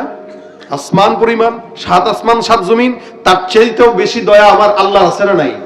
তাতে আল্লাহ পাকের রহমত থেকে নিরাশ কেন হন? কেন নিরাশ হন? আল্লাহ বলেছেন লা তাকুনতু মির রাহমাতিল্লাহ, নিরাশ হওয়া যাবে না। আপনার গুনাহ বেশি হইতে পারে, কিন্তু আল্লাহর দয়া তার চাইতেও বেশি। আল্লাহ পাক বান্দাকে, গোটা দুনিয়ার সব বান্দাকে মাফ করে দিলেও আল্লাহর কোনো যায় আসে? হ্যাঁ, সুবহানাল্লাহ। আল্লাহ পাক ক্ষমা করার জন্য আসমানে বান্দাকে ডাক দেয়, আলা মিন মুস্তাগফির, এই চানেওয়ালা কেউ থাকলে চাও, তুমি চাইতে দেরি করবা। নবী বলেন, কেউ যদি তার দিল থেকে একবার বলে আস্তাগফিরুল্লাহ, সমুদ্রের ফেনা পরিমাণ গুনাহ থাকলেও আল্লাহ মাফ করে দেয়। বান্দার জন্য আল্লাহ পাক হাজারো রাস্তা খুলে রাখছে, আমরা চাইতে জানি না। আমরা যেই পরিমাণে আমাদের পীর আর নেতাদের পিছনে ছুটি আর ডাকি, ওই পরিমাণে আল্লাহকে ডাকলে সবাই আমরা বুজুর্গ থাকতাম। সবাই আমরা যেই পরিমাণে মানুষের গোলামি করি, এই পরিমাণে আল্লাহর গোলামি যদি করতাম, তা আল্লাহ ওয়ালা হইতাম, বুজুর্গ থাকতাম, ওলি হয়ে যাইতাম। কিন্তু আমরা আল্লাহকে ডাকতে জানি না। মুশকিল হলো এই জায়গায়, ডাকাটা জানতে হয়। যখন মন চায় তখন ডাকেন, কোনো টেনশন নাই। আল্লাহ কয়, তুই হেঁটে হেঁটে আগাবি, আমি তোমার দিকে দৌড়ায় দৌড়ায় আগাবো। আল্লাহ দৌড়াবে আমার দিকে। এটা তো আল্লাহ পাক কথাই দিয়ে রাখছেন। এই বান্দাটা এখন গেল, কয়টা খুন করছিল? 100টা। আলেম ডাক দিয়া বলে, তুমি একটা কাজ করো, বহুদূর এখান থেকে, উদাহরণস্বরূপ মনে করেন ঢাকা পর্যন্ত, ঢাকায় যাবা, 2-4 জন আল্লাহওয়ালা বুজুর্গ দেখবা, তাদের সোহবতে সময় লাগাবা, তাদের সঙ্গে আল্লাহর দরবারে মাফ চাবা, ইনশাআল্লাহ তওবার বরকতে আল্লাহ পাক তোমারে মাফ করে দিবেন। এই গুনাহগার চিন্তা করে, কি এত সহজ মাফ চাওয়া? একজন কইলো মাফ নাকি সারা জিন্দেগিতেও পাবো না, মেরে আসলাম ওটারে। আর এই কয় আল্লাহ নাকি আমারে চাইলেই মাফ করে দিবে। 100 খুন এখানে কেউ করছেন? 100 খুন আছেন? একটা করছেন আছেন কেউ? থাকলেও তো বলে না। এটা বলার জিনিস, বলা দরকার নেই। আল্লাহর কাছে বলেন যে আল্লাহ আমি গুনাহ করছি, মাফ করে দিয়েন, ইনশাআল্লাহ মাফ করবে। তাহলে দেখেন, এ বান্দা এখন হাঁটা দিছে, এখান থেকে মনে করেন ঢাকা পর্যন্ত যাবে, মনে করেন আছে হইলো 70 কিলো 60 কিলো রাস্তা। এই 60 কিলো রাস্তা বান্দা রওনা হয়েছে, বাসার থেকে সুন্দর করে গোসল করছে, আতর টাতর লাগাইছে, লাগায় রওনা দিয়ে দিছে। যেতে যেতে যেতে যেতে বান্দা মাত্র 20 কিলোমিটার রাস্তা গেল, আমার আল্লাহ ডাক দেয়া বলে, আজরাইল যাও, এই বান্দার হায়াতটা এখানেই শেষ। আমি আল্লাহ পাক আদেশ করলাম তার জানটা কবজ করে নিয়ে আসো। আল্লাহর ফেরেশতা জিবরাইল বান্দার জানটা কবজ করে নেয়। হাদিস শরীফে পয়গম্বর বলেন, নেককার বান্দাদের যখন জানটা কবজ হয়ে যায়, আল্লাহর ফেরেশতারা জান্নাতের কাপড় দিয়ে সুন্দর করে বেচায় রূহটাকে প্রথম আসমানে নিয়ে যায়। কোন ইমানদার বান্দা যদি নেককার থাকে, আমার আল্লাহ পাক রব্বুল আলামিন ওই নেককারের রূহটাকে প্রথম আসমান পর্যন্ত নেওয়ার পর আল্লাহর ফেরেশতারা সুন্দর করে সালাম দিয়া বান্দার জন্য আসমানের দরওয়াজা খুলে দেয়। এভাবে করে করে 2 নাম্বার, 3 নাম্বার, 4র্থ, 5ম, 6ষ্ঠ, 7ম সমস্ত আসমানের দরজা খুলে দেয়। আমার আল্লাহ পাক রব্বুল আলামিন বলেন, এই বান্দাটা নেককার, তার রূহটাকে ইল্লিয়িনে রেখে দাও। এবার ফেরেশতারা সুন্দর করে বান্দার জন্য ঘোষণা দেয়, নাম কানামাতিল আরুস, এ নেককারী বান্দা, আল্লাহ পাক রব্বুল আলামিনের আদেশে তোমাকে ঘোষণা করা হলো, কবরের ভিতরে এমন ভাবে ঘুমাও যেন তুমি বাসর রাতে একজন স্বামী স্ত্রী আরাম করার পর যেমন ঘুমায়, ওই বান্দা এরকম করে আরাম করে ঘুমাও, কিয়ামত পর্যন্ত তোমাকে কোনোদিন কেউ বিরক্ত করবে না। আল্লাহর বান্দা এবার জান্নাতের ভিতরে, জান্নাতের বিছানা বান্দার কবরের বিছানায় দেওয়া হয়। আল্লাহর ইমানদার বান্দা কবরে ঘুমায়, বান্দার কবরের সঙ্গে জান্নাতের সঙ্গে ছোট্ট একটা রাস্তা আমার আল্লাহ করে দেয়। এই ইমানদার বান্দা এবার ওই জায়গায় আরামে ঘুমায়। আর বেঈমানদের হালত তো হয় ভিন্ন। আসমানের দরজা খোলা হয় না, যার কারণে গন্ধ ছড়ায়, দুর্গন্ধ ছড়ায়। আল্লাহ পাক ওইটাকে আসমান থেকে আছাড় দিয়ে ফেলে দেয়। এটা যখন কবরে আসে, বান্দাকে প্রশ্ন করার জন্য বান্দার ফেরেশতারা রেডি হয়ে যায়। এরপরে আযাব শুরু হয়ে যায়। পয়গম্বর যখন জবাব না পারে, এই বক্কার বান্দার কবরে এমন ভাবে আযাব হয়, আল্লাহ পাক ফেরেশতার হাতের ভিতরে লোহার হাতুড়ি ধরায় দেয়। নবী ডাক দিয়া কয়, একটা আঘাত যদি ওই হাতুড়ি দিয়া জমিনের মধ্যে লাগতো, জমিনের সমস্ত পাহাড়গুলো ধুলির মতো উড়া শুরু করে দিত। নাউযুবিল্লাহ। বান্দাকে আল্লাহ পাক একের পর এক আঘাত দিতে থাকবে। এটা হলো গুনাহগারদের হালত। এই বান্দা যেহেতু 100টা খুন করলো, বান্দার আত্মাটা কোন জায়গায় যাবে? আমার আল্লাহ পাক রব্বুল আলামিনের বান্দার আত্মাটা নিয়ে ফেরেশতাদের মধ্যে দ্বন্দ্ব।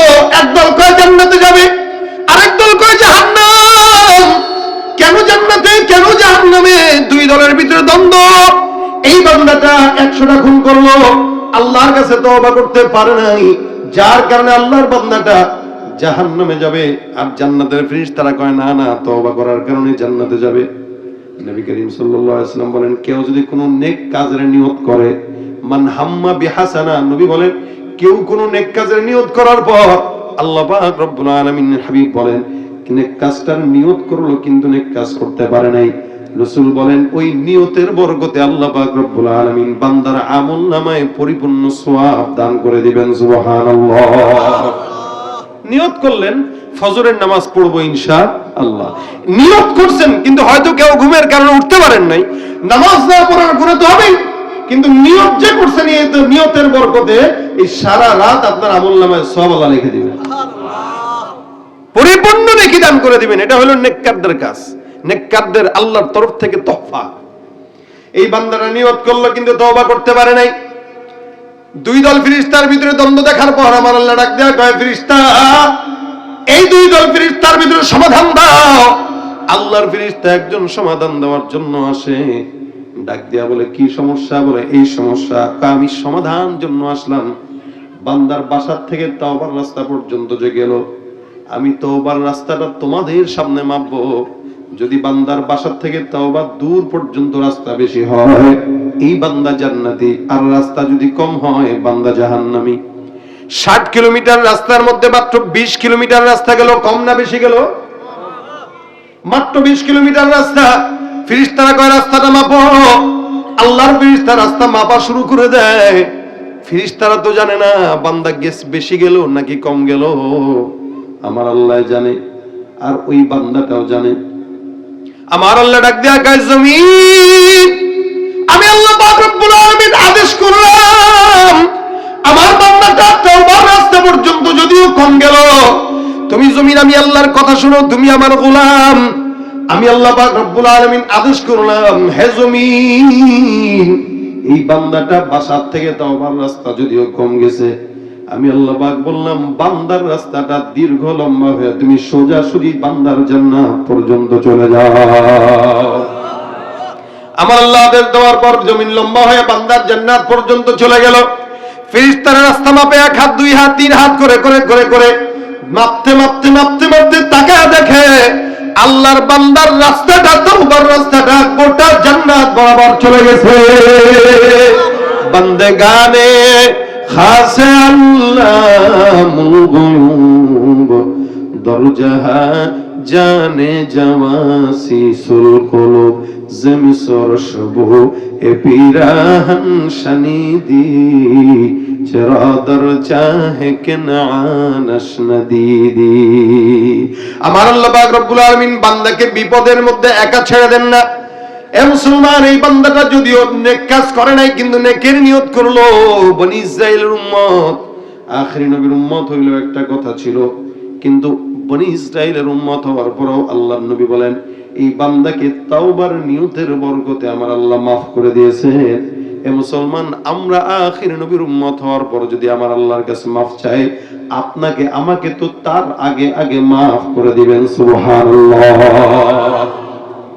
এই জন্য ভাইরা আমার, ওয়াজ তো অনেক শুনেন, সব সময় শুনেন, মুশকিল হলো ওয়াজ শুনি ঠিকই মানি না, শুনেন ঠিকই মানেন না। এই যে যতগুলো মানুষ আসছে সবাই তো জীবনে বহুত ওয়াজ শুনছেন, আমরা বহুত ওয়াজ করছি।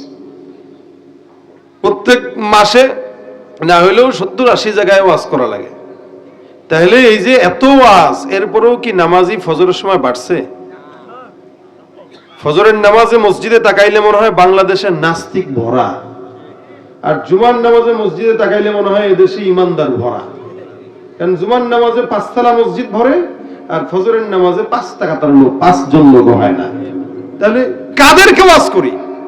ওয়াজ করে গেলাম, নিয়ত করলাম ভাই ফজরের নামাজ পড়বেন তো? হ্যাঁ পড়বো হুজুর ইনশাআল্লাহ। ওই ইনশাআল্লাহ হলো বনি ইসরাইলের ইনশাআল্লাহ। মানে হুজুর বলছি আল্লাহ যদি চায়, আল্লাহ চায় নাই, আমার দোষ কি? কথাটা বুঝেন নাই? আল্লাহ চায় নাই, আমার দোষ কি? এর মনের ইচ্ছা নাই, এই কারণে আল্লাহ চায় নাই। এই জন্য নিয়ত করবেন, যা শুনবেন আমলের নিয়তে শুনবেন ইনশাআল্লাহ। আল্লাহ আমল করার তৌফিক দান করুন, বলেন আমিন। তাহলে কাজ আগে বলেছি কয়টা? দুইটা, একটা ইস্তিগফার, একটা কি?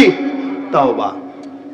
হাসান বসরি রহমাতুল্লাহ আলাইহি উনি একবার উনার একটা খানকার মধ্যে বসা একজন মানুষ ঢুকলো। ঢুকার পরে ডাক দেয়া, হুজুর আমার জীবনে এমন কোনো গুনাহ নাই যেই গুনাহ করি নাই। চুরি করছি, ডাকাতি করছি, সন্ত্রাসী করছি, মানুষ হত্যাও করছি, এমন কোনো গুনাহ নাই করি নাই। এমন ছোট্ট আমল দেন যে আমলের কারণে আল্লাহ পাক আমাকে মাফ করে দিবেন।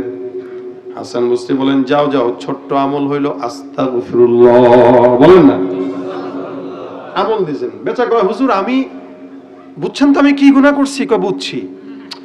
হুজুর খুনও করছি? কয় বুঝলাম তো, যাও আস্তাগফিরুল্লাহ। হুজুর সব গুনাহ মাফ হয়ে যাবে? কয় হ্যাঁ বললাম তো, এটা পড়তে থাকো। গেল। কিছুক্ষণ পর আরেকজন আসলো। আসার পরে বলে, হুজুর আমার এলাকায় বৃষ্টি হয় না আসমান থেকে, আমাদের ছোট্ট একটা আমল দেন যেন আমাদের এলাকায় একটু বৃষ্টি হয়। আমাদের দেখেন না গরমের সময় বৃষ্টি না হইলে হুজুরেরা দোয়া করে নামাজ পড়ে, আপনারা তো পড়ছেন সালাতুল ইস্তিসকার নামাজ পড়ে পড়ে আল্লাহর কাছ থেকে বৃষ্টি আনায়। হাসান বসরি বলেন, যাও, যদি তোমাদের এলাকায় বৃষ্টি নাও হয়, আমল হইলো একটা, কি? আস্তাগফিরুল্লাহ। এই বেচারাও চলে গেল, দুইজন বাদ। এবার তৃতীয় জন আরেকজন ঢুকে ডাক দেয়া বলে, হুজুর আমাদের এলাকায় অনেক মানুষ আছে কিন্তু ফসলাদি হয় না, চাষাবাদ করতে চাই কিন্তু ফসল বরকত নাই, আমাদেরকে আমল একটা দেন যেন এলাকার ভিতরে ফসলাদি হয়। হাসান বসরি বলেন, যাও যাও, বেশি বেশি পড়বা আস্তাগফিরুল্লাহ। আরেকজন আল্লাহর বান্দা আসলে ডাক দেয়া বলে, হুজুর আমার সম্পদ নাই, দোকান আছে বাজারে কিন্তু বেচা কিনা নাই, এমন একটা আমল শিখায় দেন যে আমলের কারণে আল্লাহ পাক রব্বুল আলামিন আমার দোকানের মধ্যে বেচা কিনা বরকত দান করবেন। হাসান বসরি রহমাতুল্লাহি আলাইহি কয়, যাও যাও, বেশি বেশি পড়বা আস্তাগফিরুল্লাহ। আরেকজন আল্লাহর বান্দা এসে বলে, হুজুর আমার এলাকার ভিতরে আমি নিজে বিয়ে করছি, অনেক মানুষরা আছে যাদের সন্তান হয় না, এমন একটা আমল দিয়া দেন যে আমলের কারণে আল্লাহ পাক সন্তান দান করবেন। হাসান বসরি বলে, যাও, বেশি বেশি জবান দিয়া পড়ো আস্তাগফিরুল্লাহ। তার মানে সন্তান না হইলেও পড়ব কি? আস্তাগফিরুল্লাহ। আমাদের দেশে অনেক বেআকলের দল আছে যারা নাকি সন্তান না হইলে সোজা খাজা বাবার দরবারে দৌড় দেয়। আচ্ছা বাবার আব্বা ফু দেন একটু বউডারে, বউরে ফু দিয়া বাচ্চা হওয়া যায়? কথা কয় না, হওয়ানো যায়? কই ফু দিয়া বাচ্চা হওয়াবেন বলেন? ফু দিয়া বাচ্চা আল্লাহ পাক বানাইছেন। ঈসা ইবনে মারইয়ামকে আল্লাহ পাক এখানে ফু দিয়ে দিয়েছেন। তো আল্লাহ ফেরেশতা জিবরাইল সেই জায়গাটা একটু খুলে ছু একটা ফু দিয়ে দিছে। ফু দিয়া বলতেছেন, আপনি কিন্তু মা হয়ে গেছেন। সুবহানাল্লাহ। মারইয়াম কয়, কি বলে? না বলে, বিয়ে শাদী কিচ্ছু করি নাই, আমি মা হয়ে গেছে। কারণ এটাই আল্লাহ পাকের আদেশ। মানুষকে কি বলবো সেটা ভিন্ন ঘটনা। তো ফু দিয়ে আল্লাহ পাক রব্বুল আলামিন বাচ্চা বানাইছেন মরিয়মের পেট থেকে ঈসাকে। এখন এই কারামতি দুনিয়ার কোন পীর দিতে পারবে? তাহলে খাজার দরবারে যা সন্তান চাওয়া যাবে? কথা কয় না। আপনারা চান নাকি? আমি তোমার ভয়ে আছি নাকি আবার আমারে উল্টা অ্যাকশন করেন আবার? হুজুর কি বলেন, আমরা তো খাজার ভক্ত। আল্লাহ ছাড়া কারো কাছে চাওয়া যাবে? যত বড় পীর হোক যাবে, যত বড় খাজা হোক যাবে। পীরগিরিয়ার মাজার পূজা চলছে দেশটা জুড়িয়া, শিরকি আর ভণ্ডামিতে দেশটা গেছে ভরিয়া। পীরগিরিয়ার মাজার পূজা চলছে দেশটা জুড়িয়া, শিরকি আর ভণ্ডামিতে দেশটা গেছে ভরিয়া। গাজার কলকি টান মারিয়া, গাজার কলকি টান মারিয়া দেখায় খাজার শান। ওরা শিক্ষিত শয়তান, ওরা শিক্ষিত শয়তান। ঠিক কিনা? যারা চাবো কার কাছে সন্তান হইলে? আল্লাহর কাছে। দেন বলে আল্লাহ, সন্তান হয় না। হাসান বসরি বলেন, যাও ইস্তিগফার পড়ো। তা বান্দা চলে গেল। আরেকজন আল্লাহর বান্দা এসে কয়, হুজুর আমাদের এলাকায় নদীর ভিতরে পানি নাই, নদী নালা খাল বিল সব শুকিয়ে গেছে। এই যমুনায় যান দেখবেন যমুনা শুকানো, পদ্মায় যান দেখবেন পদ্মায় চর হয়ে গেছে। কালকে না আগের দিন খবরে দেখলাম সন্দ্বীপে শ্রীলঙ্কার চাইতেও বড় একটা দ্বীপ ভেসে উঠতেছে। সমুদ্র আস্তে আস্তে শুকায় যাচ্ছে। হাসান বসরি বলেন, যাও বেশি বেশি আমল করো, কি? আস্তাগফিরুল্লাহ। এই 6 জন 5 জন যারা আসলো সবাইকে আমল দিল কয়টা? কথা কয় না, কয়টা? একটা।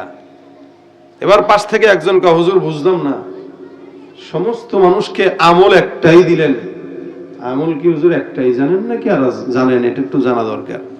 হাসান বসরি বলেন, মানে এই আমল আমি দেই নাই, এটা আমার বাবাও দেয় নাই, পীরও দেয় নাই, স্বয়ং আল্লাহ কোরআনে গোটা দুনিয়ার বান্দাকে দান করেছেন। আমলটা দিয়েছেন কে? আল্লাহ। গোটা দুনিয়ার বান্দাকে আল্লাহ পাকে আমলটা দান করছেন। এজন্য হাসান বসরি রাহমাতুল্লাহ আলাইহি বলেন, শোনো, আল্লাহ পাক কোরআনে বলেন, ফাকুল তুস্তাগফিরু রাব্বাকুম ইন্নাহু কানা গফফারা, ফাকুল তুস্তাগফিরু রাব্বাকুম ইন্নাহু কানা গফফারা। কোন বান্দা যদি ইস্তেগফার করে, আল্লাহ পাক বলেন নিশ্চয়ই আল্লাহ ক্ষমাশীল, বান্দার যত গুনাহ আছে সব আল্লাহ পাক ক্ষমা করে দিবেন। যেই বান্দা গুনাহ মাফের জন্য আসলো, ওই বান্দাকে ইস্তেগফার আল্লাহর এই কোরআনের আয়াতের কারণেই দিয়েছি। 2 নাম্বার, ইউরসিলিস সামা আলাইকুম মিদরারা, আসমান থেকে আল্লাহ পাক রব্বুল আলামিন বৃষ্টি বর্ষণ করে দিবে। হাসান বসরি বলেন, যেই বান্দা বৃষ্টির জন্য আসলো, ওই বান্দাকেও আমি আল্লাহর কোরআনের এই আয়াতের মাধ্যমে আমলটা দিয়েছি। কারণ আমার আল্লাহ বলেন, কেউ যদি ইস্তেগফারের আমল করে, বান্দা আসমান থেকে উপকারী বৃষ্টি আমি আল্লাহ বান্দার জন্য দান করে দিব। সুবহানাল্লাহ। ওয়ায়ুমদিদুকুম বিআমওয়ালিন ওয়া বানিন, সম্পদ যদি না থাকে, সন্তান যদি না থাকে, আল্লাহ পাক রব্বুল আলামিন বলেন, আমি আল্লাহ পাক রব্বুল আলামিন ওই বান্দার জন্য যত সম্পদ দরকার, যত সন্তান দরকার, সব সম্পদ আর সন্তানের বন্দোবস্ত আসমান থেকে আমি আল্লাহ ফয়সালা করে দিব। সুবহানাল্লাহ। ওয়াজআল লাকুম জান্নাতি ওয়াজআল লাকুম আনহারা, নদী নালায় পানি যদি না থাকে, ফসল যদি না থাকে, আল্লাহ পাক রব্বুল আলামিন বলেন, আমি আল্লাহ পাক বান্দার জন্য সকল প্রকার নিয়ামতের জন্য বন্দোবস্ত করে দিব। বলে কতদিন? ইলা আজালিম মুসাম্মা, বান্দার মওত পর্যন্ত যত যত নিয়ামত দরকার, সমস্ত নিয়ামত আমি আল্লাহ বান্দার জন্য দান করে দিব। সুবহানাল্লাহ। ঘোষণা তো করেছেন আল্লাহ, আল্লাহর কথায় কি হেরফের হয়? লা তাবদীলা লিকালিমাতিল্লাহ, আল্লাহর কোন কথায় এলোমেলো নাই, যা বলছেন তা হবেই, হতে হবে, কারণ ওয়াদা কার? আল্লাহ। দুনিয়ার মানুষ 2 নাম্বারই করে। দুনিয়াতে মানুষ কথা দিয়া কথা রাখে না, আল্লাহ বান্দাকে কথা দিয়া কথা রাখে না, এটা হয় না। এই জন্য ভাইরা আমার, মজলিসে বসলাম, শাবান মাস চলতেছে, বরকতি মাস, যেহেতু শাবান মাস চলতেছে, কিছু কথা শাবানের জন্য বলি। রাসূল সাল্লাল্লাহু আলাইহি সাল্লাম এই শাবান মাসে বেশি বেশি রোজা রাখতেন। আম্মা জান আয়েশা বলেন, আমি অন্য কোন মাসে এমন রোজা রাখতে দেখি নাই যেটা শাবানে দেখতাম। সাহাবারা আরজ করলেন, ইয়া রাসূলুল্লাহ, শাবান মাসে আপনি কেন এত রোজা রাখেন? নবী আমার ডাক দিয়া কয়, সাহাবা আজমাইনের দল শুনো, শাবান মাসে আমার আল্লাহ পাক রব্বুল আলামিনের কাছে বান্দারা আমলনামা পেশ করা হয়। সুবহানাল্লাহ। আমরা যে আমল করি, এই আমলগুলো শাবানে আল্লাহর কাছে পেশ হয়। রাসূল বলেন, আমি এই কারণে রোজা রাখি যে আমার আমলনামা যখন আল্লাহর কাছে যাবে, আল্লাহ যেন দেখে যে আমি মুহাম্মদ রোজাদার অবস্থায় আছি। সুবহানাল্লাহ। শাবানে আমল দিবস, আল্লাহ পাক বান্দার আমলনামা হিসাব করে। আমলনামা, আমল শুমারি। আমাদের দেশে আদমশুমারি হয় না, কে কতটুকু বান্দা এই দেশে কতটুকু আছে, জনসংখ্যা কত। আদমশুমারিতে মুসলমানের গণনা বেশি না কম বলেন তো? বেশি। এদেশে মুসলমানের সংখ্যা বেশি, আদমশুমারিতেও বেশি। কিন্তু আমল শুমারি যদি হইতো, মুসলমান যতগুলো তার চাইতে অনেক কম থাকতো আমলদার মানুষ। আমল শুমারিতে আমলদার কম থাকতো। এজন্য রাসূল বলেন, আমাকে আল্লাহ পাক রব্বুল আলামিন যেন এইভাবে দেখে যে আমি একজন আমলদার, রোজাদার। এজন্য রাসূল বেশি রোজা রাখতেন।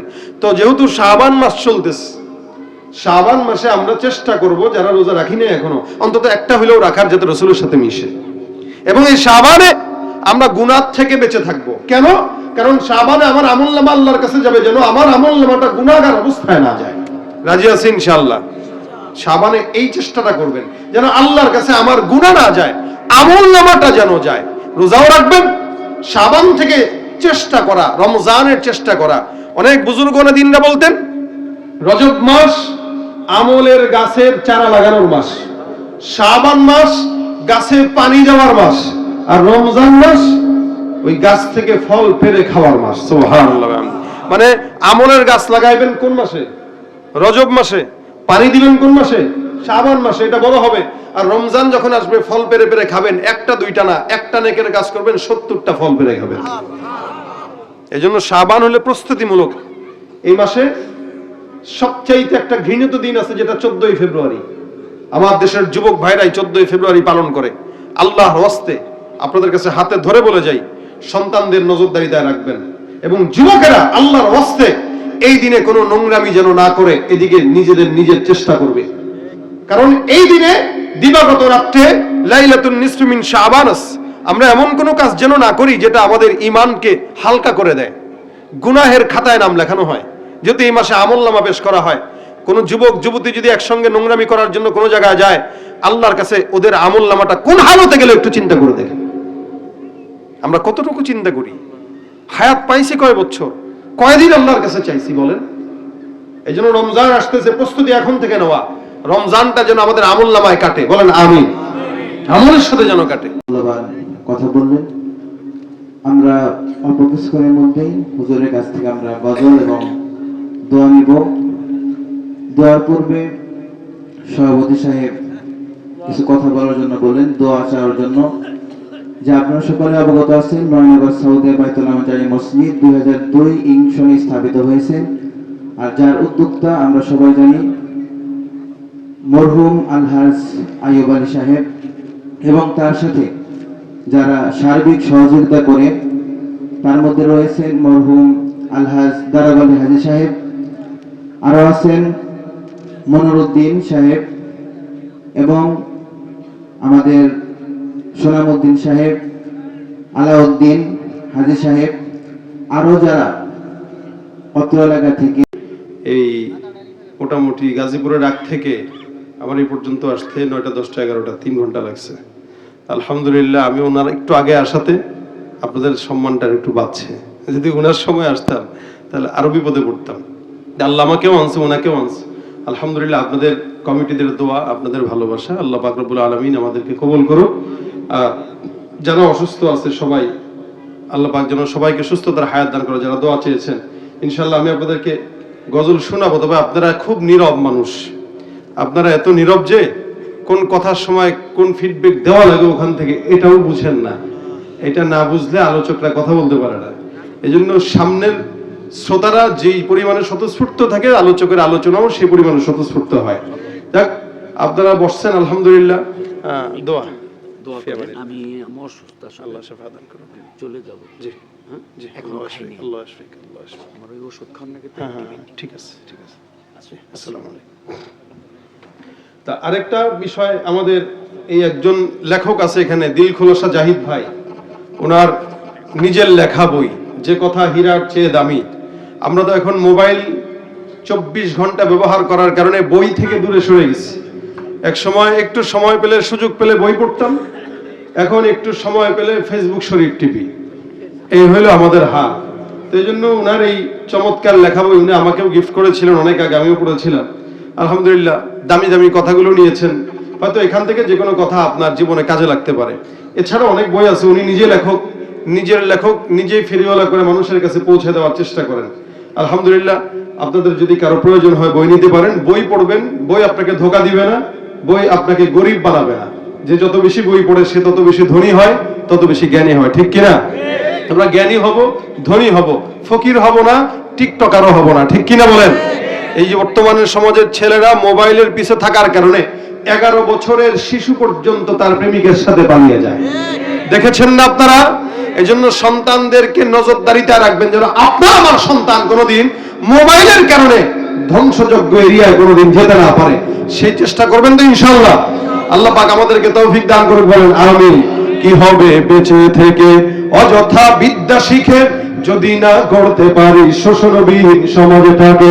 কি হবে বেঁচে থেকে, কি হবে বেঁচে থেকে, কি হবে ছাত্র সেজে চুমুকে সনদখানা, যদি হয় বিদ্যালয়টা সন্ত্রাসীদের আড্ডাখানা? কি হবে ছাত্র সেজে চুমুকে সনদখানা, যদি হয় বিদ্যালয়টা সন্ত্রাসীদের আড্ডাখানা? এর চেয়ে মরাই ভালো, দেশের যাওয়াই ভালো, এর চেয়ে মরাই ভালো, দেশের যাওয়াই ভালো। কি হবে ধোকা দিয়ে বিবেকটাকে, কি হবে বেঁচে থেকে অযথা বিদ্যা শিখেন যদি না গড়তে পারি শোষণবিহীন সমাজটাকে। কি হবে কিতাবাদের তালিম দিয়ে মাদ্রাসাতে যদি ওই খবর কোরআন নিষিদ্ধ হয় আদালতে।